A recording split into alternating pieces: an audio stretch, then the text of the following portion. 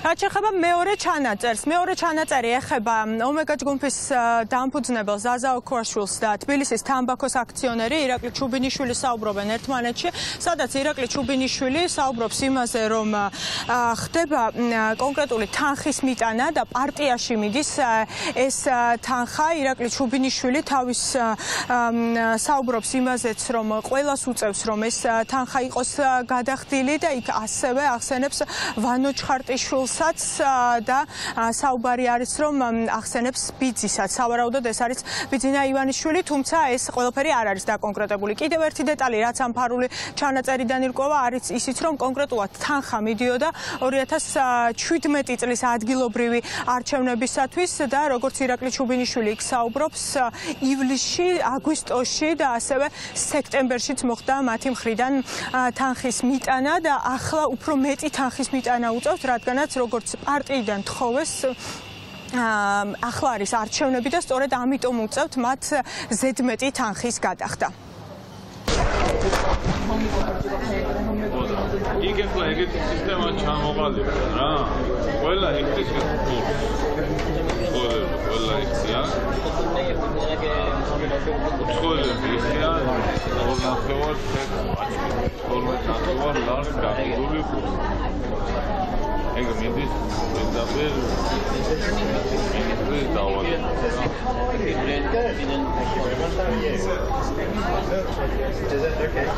ჩვენ ასე ვიტყვით, რომ ეგ ნაცვლია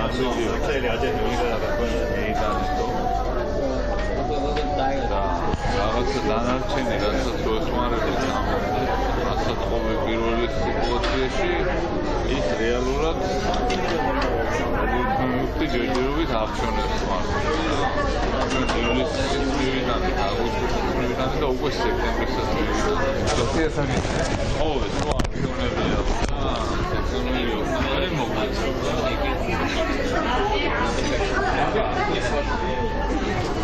არა, იმიტომ რომ მე პრინციპში ჩვენ მეორე მხრივ დიდი სამაო ჩვენი საქმე ეგ არ არის და შენ გამოსწრებული თვითონ გადაწყვიტე რა მე პირდაპირ გეუბნები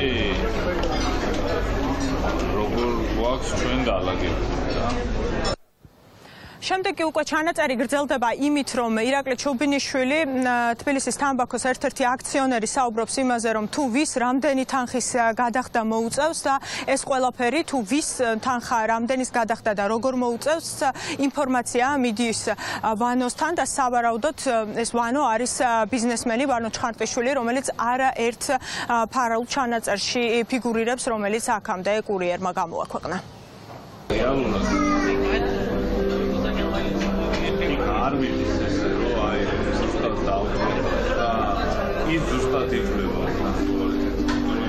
შესაბამისად ჩვენ დაახლოებით აი ამ შუში ამ შეძლებს ჩვენ ახლა ბევრი მოგვიწევს ჩვენ ახლა ბევრი მოგვიწევს რა ჩვენ იმაზე მეტი მოგვიწია ვიდრე შეგვიძლია ავით 60-ზე მეტი მოგვიწია მაგრამ მე ვაპირებ რომ მე დავაბალანსო არ ვაპირებ რომ შეიძლება პირდაპირ ციფრები რა ამდენი და მოსთან მივიდეთ რა მე მაგი ვანოს აი მე ჯამში ვამბობ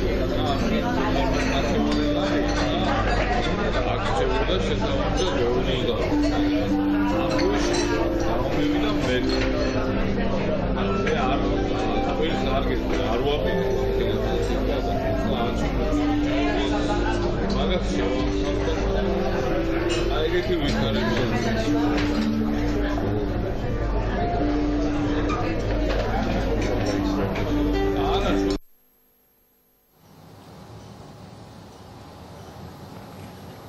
ამ ფარული ჩანაწერებიდან გამოიკვეთა ის, რომ ყველა ბიზნესმენი, ვინც არის თამბაქოს ბიზნესში ჩართული, 2.5 თეთრ კოლოფ სიგარეტზე გაყიდული კოლოფი სიგარეტიდან იხდიდა და ეს თანხა მიდიოდა ქართული ოცნების ფონდში და პარტია ქართულ ოცნებაში და ასევე აქედან გამოიკვეთა ისიც, რომ ქართველ ბიზნესმენებს წარმოებლებს უწევდათ ცალკე იხდიდნენ ფილტრის თანხას და ცალკე იხდიდნენ სიგარეტის თანხას. უცნობი არის დაინტერესდება თუ არა ამ ყველაფრით პროკურატურა და დაიწყებს თუ არა გამოძიებას. აქამდე რაც გავრცელებულა ასეთი ფარული აუდიო ჩანაწერები, ჯერჯერობით პროკურატურა ომეგას საქმესთან დაკავშირებით არ დაინტერესებულა, ანუ გამოძიება არ დაუწყია, მხოლოდ გამოკითხული არის სპორტის ყოფილი მინისტრი ლევან ყიფიანი.